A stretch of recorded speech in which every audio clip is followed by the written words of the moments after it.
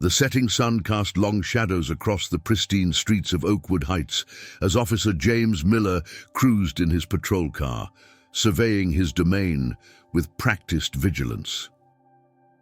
After 15 years on the force, he'd developed what he considered an infallible instinct for spotting trouble. The manicured lawns and multi-million-dollar homes of this affluent suburb demanded constant protection, he told himself. Not everyone belonged here. Miller took pride in his reputation within the department. His arrest record was impressive, and his superiors often praised his proactive approach to policing. What they diplomatically called intuition, Miller privately knew was profiling. But it worked, didn't it? That's what mattered in the end. The dashboard clock showed 7:45 p.m. when he spotted something that made him sit up straighter, a young black man in a hoodie walking casually down Maple Drive. Miller's prejudices immediately kicked in, overriding any rational thought. In his mind, the equation was simple: expensive neighborhood plus unfamiliar black man equals suspicious activity. Without hesitation, Miller flipped on his patrol car lights, the blue and red strobes cutting through the growing darkness. "Hey, you!" he called out through his loudspeaker. "Stop right there!" The man stopped walking and turned around slowly, his hands visible at his sides. Miller noted the careful movement with suspicion rather than understanding. He emerged from his vehicle, unconsciously resting his hand on his holster, a gesture that spoke volumes about his preconceptions. "Is there a problem, officer?" the man asked calmly, his voice steady and controlled. Miller approached with the authoritative stride he'd perfected over the years. "What are you doing in this neighborhood? Let me see some ID. May I ask why you're stopping me?" The question was polite but direct. "We've had reports of suspicious activity in the area," Miller lied smoothly, falling back on his standard excuse. "You match the description." "I see," the man replied, maintaining his composure despite the obvious fabrication.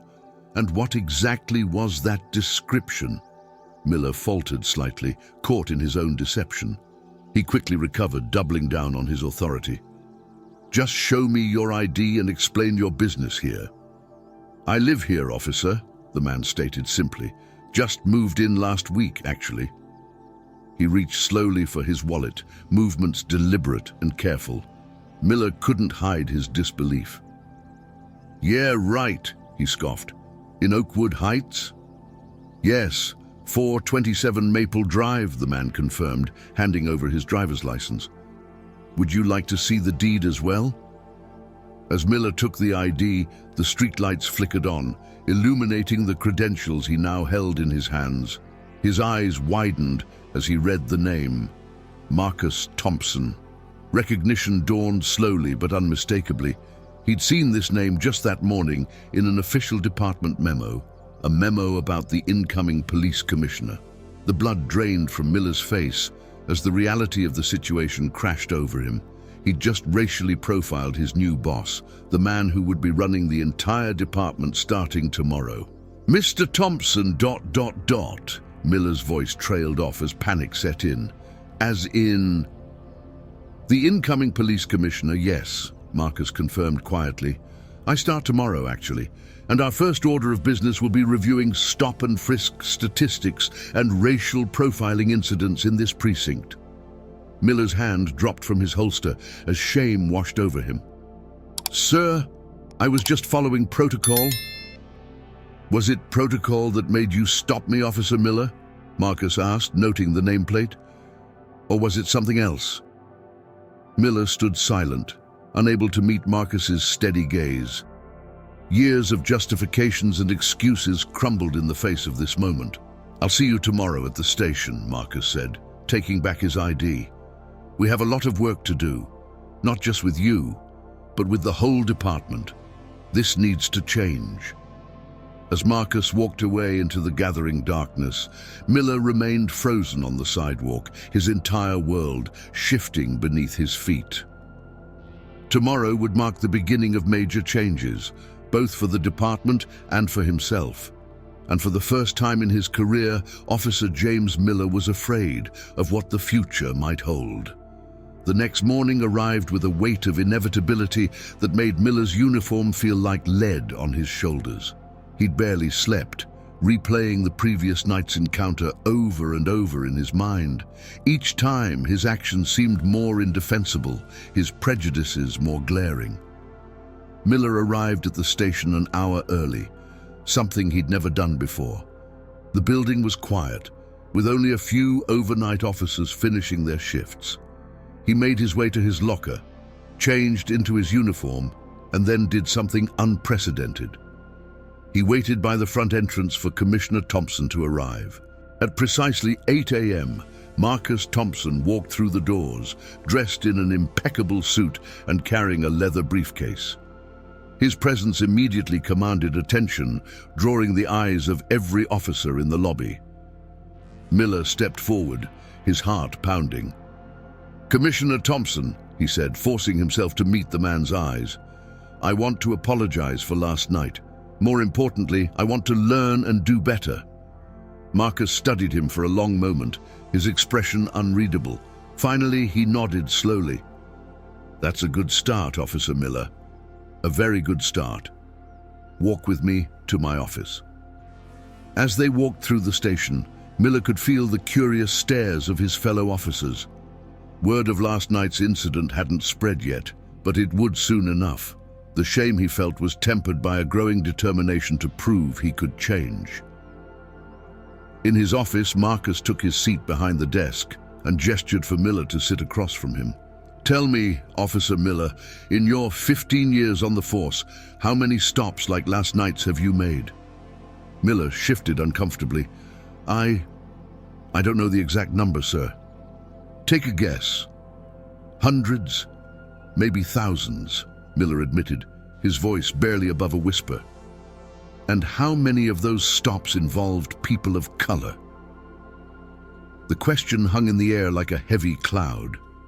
Miller knew the answer, had always known it, but had never been forced to confront it so directly. "Most of them, sir." Marcus leaned forward, his hands clasped on the desk. "I'm not here to end your career, Officer Miller. I'm here to transform this department. Last night could have been just another incident of racial profiling, filed away and forgotten. Instead, I want to use it as a catalyst for change." He pulled out a folder and placed it on the desk. "These are the department's statistics on stops, searches, and arrests over the past 5 years. The racial disparities are stark. I want you to head up a new initiative, one focused on addressing bias in policing and building bridges with our community." Miller stared at him in disbelief. "Sir, after what I did, you want me to lead this?" "Who better?" Marcus replied. "You've lived it from one side. Now it's time to see it from the other. Sometimes the most effective advocates for change are those who have personally confronted their own biases." As Marcus outlined his vision for the initiative, Miller felt something he hadn't experienced in years. Hope. Hope that he could be better, that the department could be better, that real change was possible. "Your first assignment," Marcus continued, "is to meet with community leaders in the neighborhoods you've patrolled. Listen to their stories, understand their perspectives, and share your own story, honestly, without defensiveness." Miller nodded, understanding the magnitude of what was being asked of him. It wouldn't be easy, but nothing worthwhile ever was. "Thank you, sir," he said, standing to leave. "I won't let you down." "I know you won't, Officer Miller," Marcus replied, "because this isn't about me anymore. It's about you and the kind of officer, the kind of person you want to be." As Miller left the office, he felt lighter somehow, despite the challenging path ahead. The shame of last night remained, but it was now accompanied by something else, a sense of purpose and the possibility of redemption. The community center in East Side was packed, the atmosphere tense with unspoken grievances and years of mistrust. Miller stood at the podium, facing a sea of faces that reflected skepticism, anger, and hurt. This was his first community meeting as head of the new Bias Awareness Initiative, and his palms were sweating. "My name is Officer James Miller," he began, his voice shakier than he'd like. "And I'm here because 2 weeks ago I made a mistake that opened my eyes to something I'd been blind to for 15 years. The room fell silent as Miller recounted his encounter with Commissioner Thompson. He didn't spare himself in the telling, laying bare his prejudices and assumptions. With each word, he felt the weight of accountability pressing down on him. "I stopped him because he was black," Miller admitted, forcing himself to meet the eyes of those in attendance. "Not because of any suspicious activity, not because of any legitimate reason. I saw a black man in an affluent neighborhood and decided he didn't belong there." A woman in the front row stood up, her expression fierce. "And how many others have you stopped for the same reason? How many of our sons and brothers have you harassed?" Miller swallowed hard. "Too many.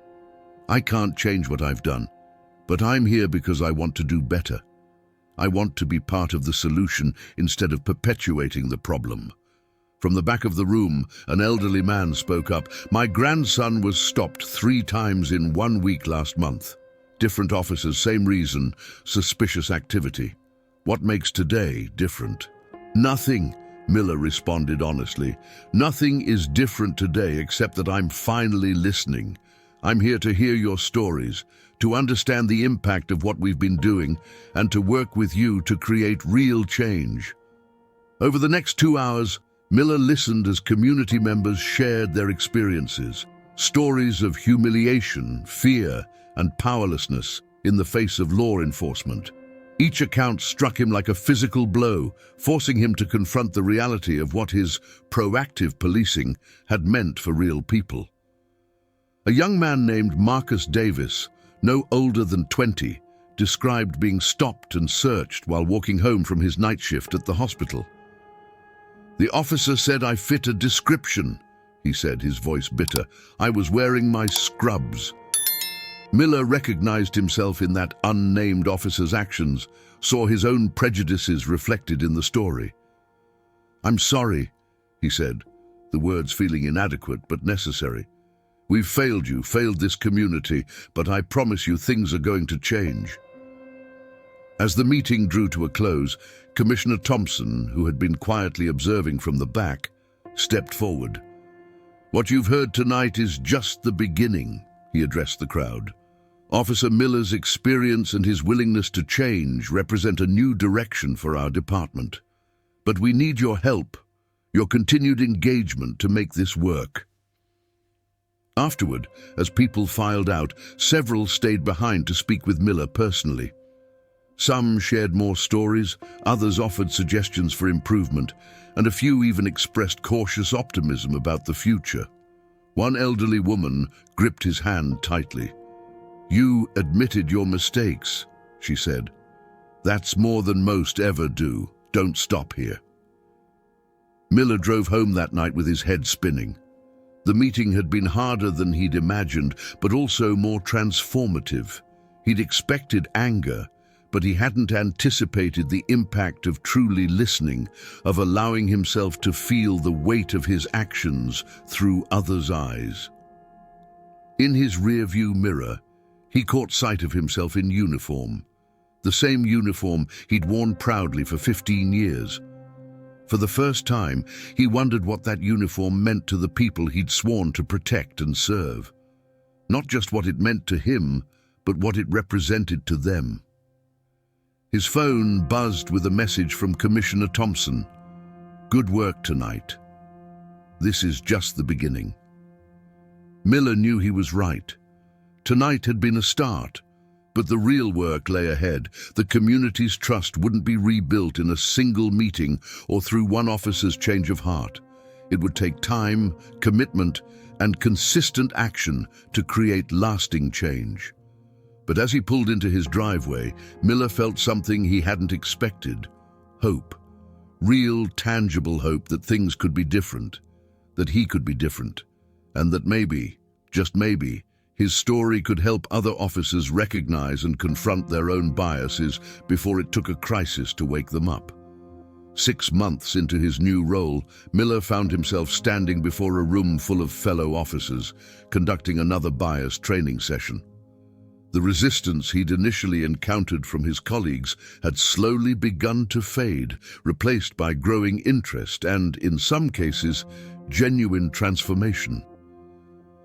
"Before I became head of this initiative," Miller began, "I thought I was one of the good ones. I told myself my actions were justified, that I was just being thorough, protecting our community. It took confronting my own prejudices to realize how wrong I was." Officer Sarah Chen, a rookie who'd joined the force just months ago, raised her hand. "But how do we differentiate between legitimate suspicion and bias? Where's the line?" Miller nodded, appreciating the honest question. "That's exactly what I used to ask. The truth is, we need to examine our instincts. When we feel suspicious, we need to ask ourselves why. Is it based on actual behavior? Or are we making assumptions based on race, clothing, or neighborhood?" From the back of the room, a veteran officer spoke up. "I've been hearing about some of your community meetings, Miller. Word is, you're actually making progress out there."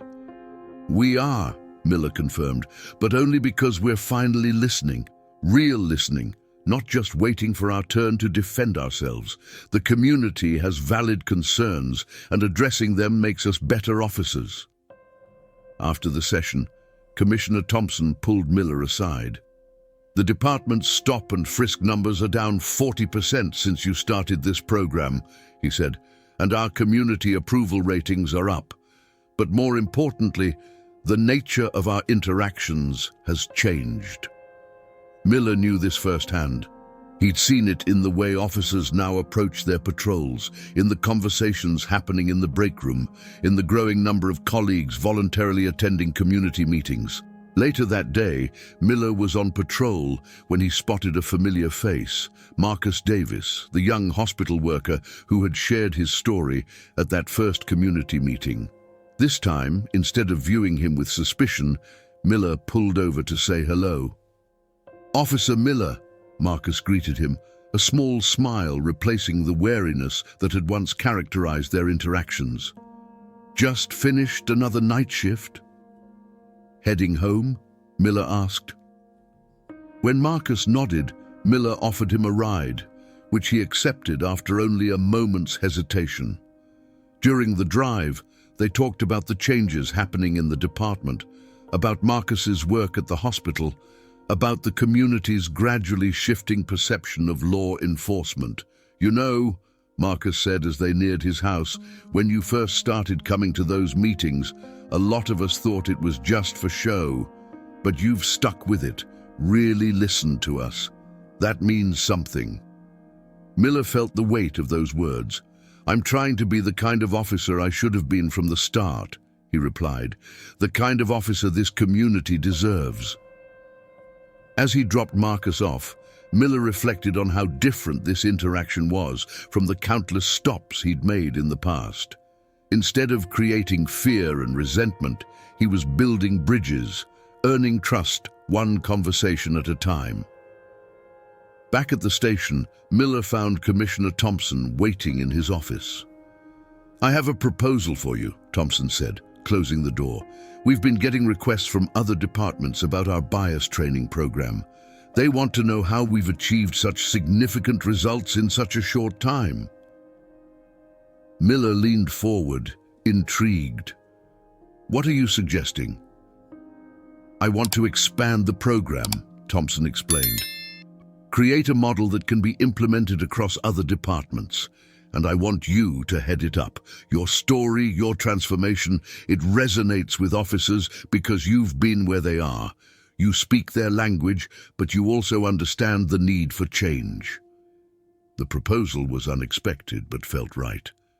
Miller had found his calling in this work, discovered a purpose that went beyond merely enforcing the law. He was helping to reshape what law enforcement could be, one officer, one interaction, one community at a time. "I'd be honored, sir," Miller replied, already thinking about the possibilities ahead. The work they'd done in their department was just the beginning. The potential for broader change, for systemic transformation, was enormous. 1 year to the day after that fateful encounter on Maple Drive, Miller stood before a national conference of police chiefs and community leaders.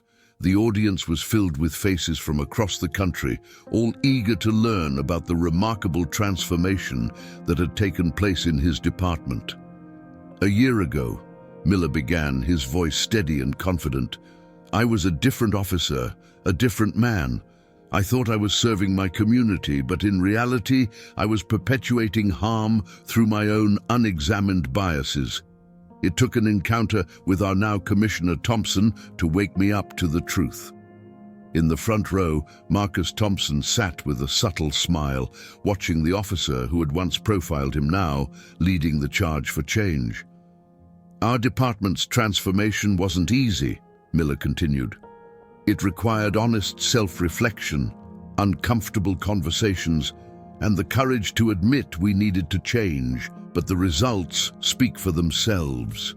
He clicked through slides showing the dramatic improvements in community relations, the reduction in use of force incidents, and the increased diversity in their recruitment.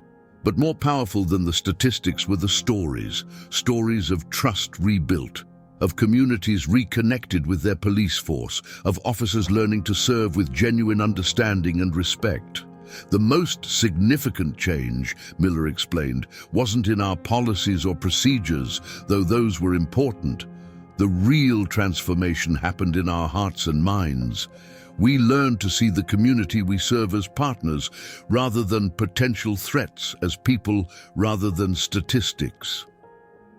After his presentation, during the Q&A session, a young officer from another department raised her hand. "How do you handle resistance from officers who don't think they need to change?" Miller smiled, remembering his own initial resistance. "I tell them my story. I show them that this isn't about pointing fingers or assigning blame. It's about becoming better officers, about truly serving and protecting all members of our community." Later that evening, at a small gathering of conference attendees, Commissioner Thompson approached Miller with 2 guests, a man and his teenage son. "Officer Miller," Thompson said, "I'd like you to meet Michael and David Robinson. They're from the Oakwood Heights neighborhood." Miller shook their hands, noting the expensive suits and confident bearing that a year ago might have led him to make very different assumptions about them. "David here is headed to Harvard in the fall," Michael said proudly. "Full scholarship." "That's wonderful," Miller replied sincerely. "Congratulations." "We've been following your work," Michael continued. "The changes you've helped implement in the department, the community outreach programs. It's making a real difference." As they chatted, Miller couldn't help but reflect on how far he'd come. A year ago, he might have stopped David for walking through his own neighborhood. Now, he was genuinely celebrating this young man's achievements. Commissioner Thompson pulled Miller aside as the evening wound down. "You've exceeded every expectation," he said, "but more importantly, you've inspired others to change. That's the real victory here." Miller nodded, feeling humbled. "Thank you for giving me the chance to make things right." "You did more than make things right," Thompson replied. "You helped create a model for what policing can and should be." As Miller drove home that night, he passed through the same streets he'd patrolled for so many years, but now he saw them differently. Where once he'd looked for threats, now he saw community. Where he'd once seen suspects, now he saw neighbors. Where he'd once acted out of fear and bias, now he operated from understanding and respect. Pulling up to a stoplight, he noticed a young black man walking down the sidewalk. A year ago, he might have stopped him, demanded ID, created another moment of fear and distrust. Instead, he offered a friendly wave, which the man returned with a smile. This, Miller realized, was what real police work should be. Not about power or control, but about service, protection, and mutual respect. His journey from that night on Maple Drive had been long and sometimes difficult, but it had led him to a better place, had made him a better officer and a better man. The light turned green, and Miller drove on, grateful for the lesson he'd learned that night a year ago, and for all the lessons he continued to learn every day. The work wasn't finished, it might never be, but the path forward was clear, and he was committed to walking it, one step at a time.